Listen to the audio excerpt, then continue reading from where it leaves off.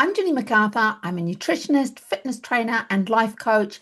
And I've been helping women lose weight and feel amazing for over 25 years. I can't believe it. I'm quite obsessed with it. And I love helping women feel amazing with a little bit of badassery chucked in for good measure. Today, we're talking about weight loss plateaus.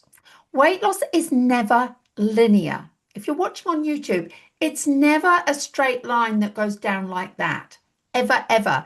It is not an exact science. You're never going to lose precisely 625 grams a week over, I don't know, 10 weeks to lose 6.2 kilos. It just is not how it works. It's not an exact science. Some weeks you'll go up a little bit, some weeks you'll plateau, some weeks you'll have good losses, and it will fluctuate, and it's normal. So you have to focus on the process, not hang all of your worth as to how you're doing and your worth as a human being, your worth as a woman on the bloody scales, right? You just can't do that. So it is normal for it to fluctuate on your journey. But sometimes you can feel like you're doing everything right, you're doing everything the same, and yet your weight loss has just ground to a halt. And it feels like it doesn't matter what you do, you just can't get it moving again. What you have to remember is that don't hate your body, right? Don't hate your body for it. What you have to remember is that your body is just doing its job. And its job is to stop you losing weight. Its job is to keep a good store of fat mass on your body for when the next famine comes along. So your body is basically protecting you. And when you start to lose weight, it feels threatened by that. And so it has like a compensatory engine that tries to slow your metabolism down so that you can exist on less food. And I work with women all the time who've hit this point or who are working with me and this happens to them, they hit this point. So I have found that the best way to overcome this without your metabolic rate getting slower and slower and slower, so that you have to exist on less and less and less food, is to aim to lose about 10% of your start weight in the first 12 weeks. So if you weigh 100 kilos, you're aiming to lose 10 kilos over 12 weeks, which is about 800 grams a week. Now, from my experience, your body will let you do that without panicking and plateauing and trying to change that metabolic rate that we were talking about. So if you're 60 kilos, that would be 6 kilos over 12 weeks without plateauing. So many of us set out with unrealistic expectations. And, if you're losing twice that, then yes, you are going to plateau because your body is absolutely going to fight you on it. And if you're losing twice that, you're going to end up losing muscle tissue as well. And who wants that? Not just body fat. So I find that if we aim for that 10% over 12 weeks sweet spot, and my clients hate me for this, but then I ask them to maintain that. So let's say you're 100 kilos, you get to 90 kilos, and I'm asking you to stay there for a month. And this is magic, right? It teaches you what maintenance is, which is a good thing. And it allows your body to just recalibrate a little bit and start to work towards finding a new set point, although that takes a lot longer than that. But it starts the process and stops your body feeling threatened and that there isn't a lot of food going around. There's not a lot of food around. Then what I find happens is when you start again, your body will be on your side and it's like magic. You can lose weight again. And so then you do the next 10%. So if you're 90 kilos, now you're going to do the next 9 kilos. And then when you get to 81, you're going to stop there. You're going to stop there for 3 or 4 weeks and just let your body adjust before you do the next 8 kilos. which takes you to 72, and so on. And this is the way I've worked for years and years and years. And it really does work like magic. Um, but what happens if you, when you reach that 10%, it's quite common to plateau. Okay, so we're just kind of making that part of your journey by using the protocol that I've developed at Outlook. But let's say you haven't reached 10% yet, or you've just got stuck and you just can't seem to get that weight loss going again. What do you do? Well, you don't reach for the latest quick fix or supplement that's all over Instagram. Please don't do that. And you don't just jump in there and reduce your food and increase your exercise, because in the long term that's just not sustainable. And in the long term, usually you end up in a worse place by doing that. So that getting stuck happened to a client of mine, Linda, recently. She'd lost about 4 kilos, and then she got stuck, and it just seemed that whatever she did, she couldn't get it started again. So the first thing we did was check her portion sizes. And sure enough, we found that when she'd started, and I'd said 150 grams of protein, that's what she was doing. And then I said, okay, so let's measure it and make it a palm-sized piece of protein, fist-sized serve of carbohydrate. And she'd been doing that religiously, and then it had just slipped. Her eye had got out, and she was starting to eat the same size meal as her husband, which is what got her overweight in the first place. And that's all we needed to do. All we needed to do was recalibrate those portion sizes, and her weight loss got going again. So, number one, if you get stuck, check your portion sizes. Be honest and check for BLATS. What are BLATS? Bites, licks, and tastes.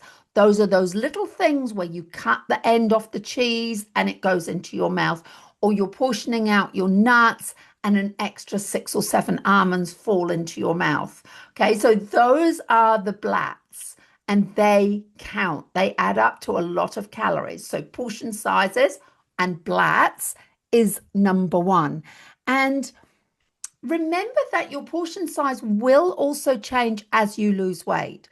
So the amount of food that you lost weight on at 100 kilos is more than the amount of food that you'll lose weight on at 90 kilos, and then 80, and then 70, and then 60. And that's because the smaller you are, there's less of your body to be serviced, right? Your heart doesn't work so hard to pump blood around all of that extra tissue. Same with your kidneys, don't have to work as hard. And you don't burn as many calories just moving your body around, whether that's walking up the stairs or getting in and out of the car. You just don't use the same amount of calories as you did when you were heavier. So you may need to recalibrate your portion sizes as we go, but we don't want them getting smaller and smaller and smaller till you're living off the smell of an oily rag, because then you won't be able to maintain. And we have lots of strategies that I use to help stop that from happening. So another client I had recently was Glennis, and she had great success. In fact, she'd lost 30 kilos over a year and then got stuck. And we looked at her portion sizes and they were fine. And we were kind of looking for those hidden calories. Was she using too much oil? What was it? You know what it was? It was coffee. She had never, and I'd missed this, she had never counted her coffee in her food plans. And her coffee was 4 trim flat whites a day. Well, that's an extra meal. And when she was 100 calories, she could get away with that and still lose.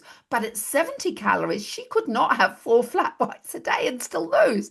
So we changed it. We swapped it down to, what we actually did was 3 Americanos, which are basically long blacks with a little bit of milk just to color it on the top, and 1 trim flat white a day. Once we did that, she started to lose weight again. So it was a simple fix. And like I mentioned before, oil used for cooking, a tablespoon of olive oil is 120 calories. And over a year, that's 8 kilos worth of calories. And if you're using a tablespoon, is not a lot. If you're using that in dressings and cooking each day and it's over the amount of calories that you need, you will very quickly get stuck and stop yourself from burning fat. If not, gain fat. So so I guess that's number two. So number one is really portion sizes. Number two is maybe checking for hidden calories that you might have forgotten about. The next thing is to check your meal timing. We talked last week when we were talking about carbohydrates about front loading your day. That is important. We burn more calories in the morning than we do at night. We need to decrease our calories at night so we are able to burn fat as a fuel overnight. So you want to be thinking about consuming your last calorie for the day at around 7 or 8 o'clock in the evening. And then, then your breakfast is at 9, and that way you're getting that 14 hours, like 12 hours is okay. But if you can get that 14-hour fasting period, that's really helpful. It's good for everything, good for your gut health, good for your brain health, good for your immune function, good for all of those things. So do check that you're not under eating breakfast and overeating at night. Next one would be, are you drinking enough water? Because very often when my clients get stuck, they've started off really well drinking plenty of water and then they've let it slip. And when I kick their butts and tell them to get drinking water again, have water everywhere. And every time you feel bored or hungry or tired or whatever it is, sad or happy or sleepy, have a glass of water. And just by increasing the water, they will get magic weight loss happening again. Like often they've been holding, drink enough water and they'll lose 1 kilo or 1.5 kilos in a week. Bang, just like that. And I think that's two reasons. One is that every process that digests your food from your saliva right the way through your GI tract requires water. So when you're not drinking enough water, you're slowing all of those metabolic processes down. And the other is that you've only got to be a little bit dehydrated to feel hungrier. And we often confuse hunger and thirst. And I think when you're drinking enough, you are satiated with less food. So if you're drinking water, drinking plenty of water, you don't feel the need for as much food. So I think that really helps too. The other thing is sleep. Are you getting enough sleep? If you're not losing weight, I tell you, I hate to say this as a nutritionist, but you can be nailing your food. It can be on point. It can be absolutely right. Your exercise can be on point. And if you are surviving on 5 or 6 hours sleep a night, you will get stuck and not lose weight. And there are all kinds of biological reasons for that, but just know that that's true. And that's a whole nother podcast talking about sleep and sleep hygiene and that kind of thing. Really, really important. Next one is, are you stressed? If you're producing lots of cortisol and your body is currently in fight or flight mode, it's not going to want to burn fat as a fuel. So that can really slow you down. So you have to find a way to deal with stress. And are you moving enough? And are you doing the right kind of movement? Like I said before, I don't want you to increase your cardio and thrash yourself at the gym, because that will just produce more stress hormone and it will not help at all. But do check your daily step count. Do get outside and walk in nature, because that will help to de-stress you as well. And getting natural light onto your retina will help with your sleep too. So you go, three birds, one stone. Get outside in nature and move your body. So check your step count. The other thing you could do is, if you know that you haven't been doing enough resistance training, pick up strength training. If you know that you've been going through the motions of strength training with light weights, lower your reps and increase the reps. As we talked last week when I said, where do you want your food to go? Do you want it to go around your waist or into your muscle? That is another really relevant thing. The other thing is, Are you checking your measurements? Because have you plateaued, but in fact you're burning fat and you're gaining muscle? So is your body composition actually still going in the right direction, but you just can't see it on the scales? Because that happens. And that's where sometimes having that pair of jeans or that favorite skirt and seeing how that's fitting every week can be far more valid than just jumping on the scales and judging everything from there. Absolutely, absolutely. So all of that sounds like a lot, right? But to nudge you off a plateau, it often just takes two or three little tweaks to do the job. And it might be portion sizes, it might be bites, licks, and tastes, hidden calories. It might be that you're not getting enough sleep, or that you're stressed out at work, or you're not getting the morning and evening light on your retina. It may be that you do need to do more strength training or short bursts of high intensity training. That can be really, really effective too. Just twice a week, just go really, really hard for 30 seconds, break for 30 seconds, hard 30 seconds, break. That can be way more effective than adding another hour of cardio. Quite interesting. So very often it is just, let's just drink a little bit more water. Let's check your protein.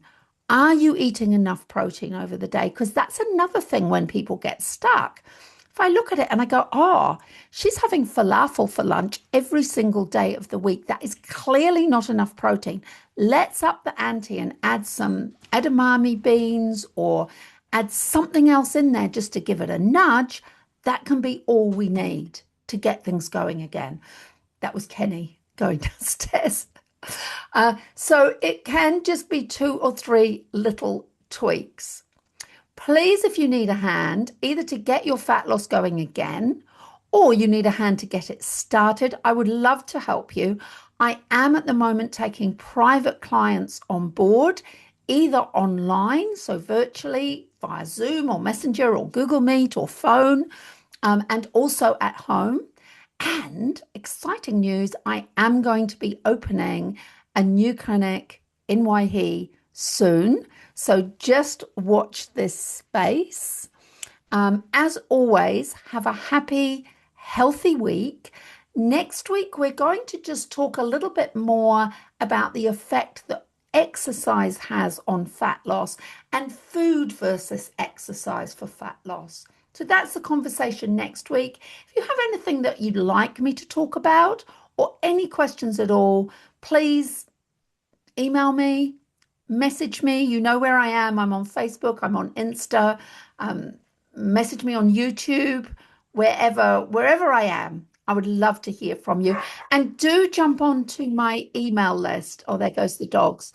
Do jump onto my email list. I do send out tips, strategies, and menus, recipes every week. Have a great week, guys. Bye now.